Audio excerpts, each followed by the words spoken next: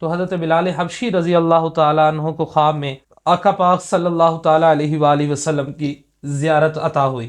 تو آپ صلی اللہ تعالیٰ علیہ وآلہ وسلم نے ارشاد فرمایا کہ بلال تو مجھ سے ملنے کے لیے کیوں نہیں آتا؟ بلال تو مجھ سے ملنے کے لیے کیوں نہیں آتا؟ تو حضرت بلال حبشی رضی اللہ تعالیٰ عنہ آپ فوراً وہاں سے اٹھے اور آپ مدینہ پاک تشریف لے آئے۔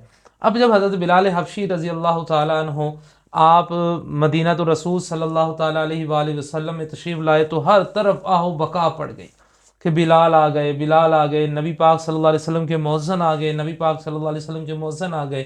تو سب نے آہ و بکا شروع کر دی، تو سب نے آ کر فریاد کرنی شروع کر دی کہ اے بلال، جس طرح سے حضور نبی پاک صلی اللہ تعالیٰ علیہ وآلہ وسلم کے سامنے اذان دیا کرتے تھے، ویسے ہی ایک مرتبہ پھر اے بلال آج اذان سنا دے، اے بلال آج ایک مرتبہ پھر وہ اذان دہرا دے۔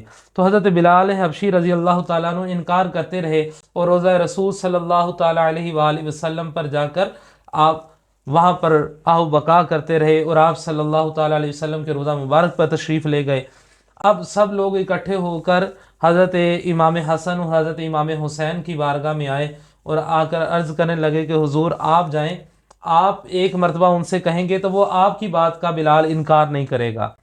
تو حضرت حسین پاک نے آ کر حضرت بلال سے کہا کہ بلال ایک مرتبہ وہی اذان سنا دے جو تو میرے نانا جان کو سنایا کرتا تھا۔ تو حضرت بلال حبشی رضی اللہ تعالیٰ عنہ نے کہا کہ سب کی بات کا انکار ہو سکتا ہے، مگر آپ وہ ہیں کہ جن کے آپ صلی اللہ تعالیٰ علیہ وسلم نے جن کو پسند فرمایا ہے، اے حسین آپ کی بات کا انکار نہیں ہو سکتا۔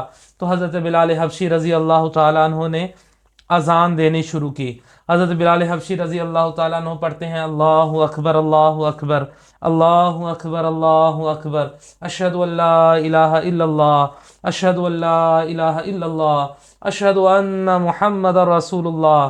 تو جب منبر رسول کے اوپر نظر پڑتی ہے تو حضرت بلال حبشی رضی اللہ تعالیٰ عنہ آپ وہیں پر گر کر بے ہوش ہو جاتے ہیں۔ اب حضرت بلال حبشی رضی اللہ تعالیٰ عنہ وہاں سے اٹھتے ہیں اور واپس دمشق میں آپ تشریف لے جاتے ہیں۔ اب دیکھیں یہ کتنا ایک خوبصورت واقعہ ہے، مگر یہ سارا کا سارا واقعہ جو ہے یہ موضوع قصہ ہے۔ یہ کیا ہے؟ موضوع قصہ ہے۔ کسی تاریخ کی کتابوں میں یہ واقعہ نہیں ملتا، یہ ایک من گھڑت قصہ بنایا گیا، ہم تک پہنچایا گیا۔